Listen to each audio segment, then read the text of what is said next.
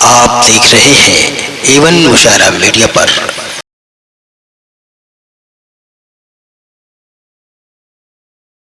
مدارس کیا ہے، مدرسہ کسے کہتے ہیں؟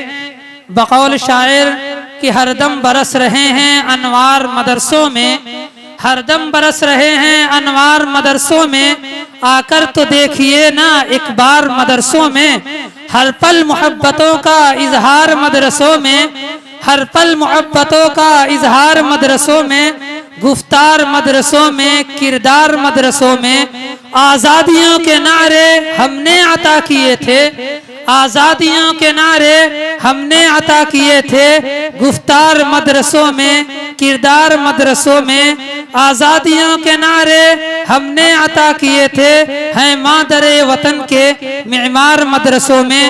تو آئیے انہی مدارس کی حقیقت اور پہچان کو جانتے ہیں۔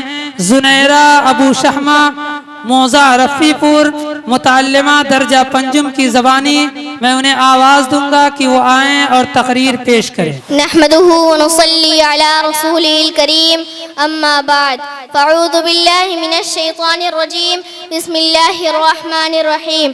السلام علیکم ورحمۃ اللہ۔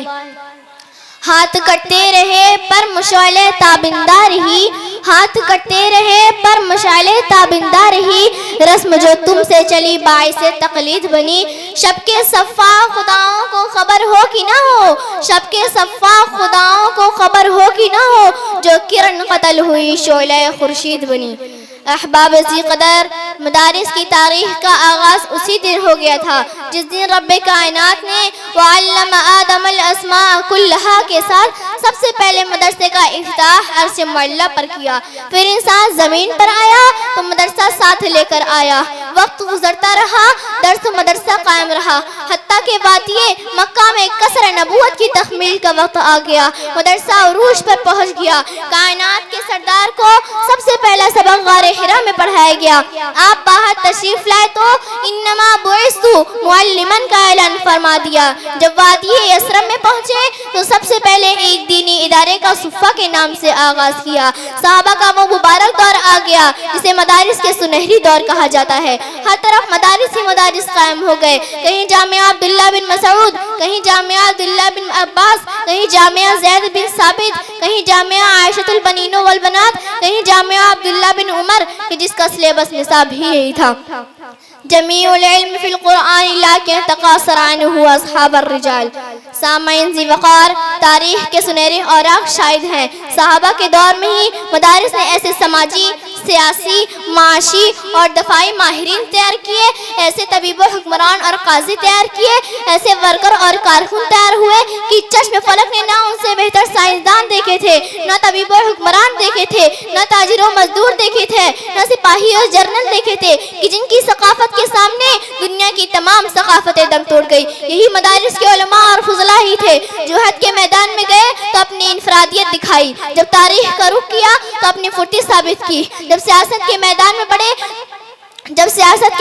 بڑھے تو اپنی امتیازت کے جھنڈے گاڑ دیے، جب دفاع قوم و وطن کی باری آئی تو قوم کا سر فخر سے بلند کر دیا، سائنس اور ٹیکنالوجی کے میدان میں بڑھے تو ایجادات کے ڈھیر لگا دیے، میڈیکل شعبہ میں قدم رکھا تو صدی سے لا علاج مرض قابل علاج قرار پائے۔ سامعین ذی وقار، میں ان مدارس کی بات کر رہی ہوں جو نہ صرف دین اسلام کے محافظ بنے بلکہ ملک و قوم کے لیے اپنی جانیں نثار کر دی۔ اس خطے کا بچہ جانتا ہے، جیلوں میں سڑنے والے، زندانوں کو آباد کرنے والے، جیلوں سے جنازے اٹھوانے والے، مالٹا اور غالہ جیسی بدنام جیلوں میں سزائیں کاٹنے والے انہی مدارس کے علماء اور فضلاء ہی تھے۔ کالا پانی جیسی بدنام جیلوں میں رات نکالنے والے مولانا محمود الحسن دارالعلوم دیوبند کے فرزند تھے۔ تم کیوں بھول جاتے ہو انگریز کی عدالت میں کفن ساتھ لانے والے مولانا حسین احمد مدنی دارالعلوم دیوبند کے سپوت تھے۔ تم کیوں بھول جاتے ہو فتنہ قادیانیت کا سب سے پہلا مقابلہ کرنے والے انہی مدارس کے علماء اور فضلاء ہی تھے۔ حاضرین محترم، اسی سلسلے کی ایک کڑی مدرسہ عربیہ شیخ یونس بھی ہے جہاں ہم اور آپ تشریف فرما ہے، جس کا مقصد بھی امت مسلمہ میں ایسے فوجیوں کو تیار کرنا ہے جو میدان خطابت میں عطاء اللہ شاہ بخاری اور میدان جہاد میں ملک کے لیے حافظ ضامن شہید اور مولانا حسین احمد مدنی جیسے ہوں. اب ہم اس سلسلے میں کتنا کامیاب ہیں اس کا فیصلہ آپ ہمارے اس پروگرام سے کر سکتے ہیں. آخر میں اپنی بات اس شعر پر ختم کرنا چاہتی ہوں. وہ اور ہی ہوں گے کم ہمت جو ظلم تشدد سہ نہ سکے, شمشیر و سنا کے دھارے پر بات صداقت کہہ نہ سکے. یہ چشم فلک نے دیکھا ہے جو طاقت میں ہم سے بڑھ کر تھے, توحید کا جب طوفان اٹھا مد مقابل رہ نہ سکے. وما علینا الا البلاغ. السلام علیکم.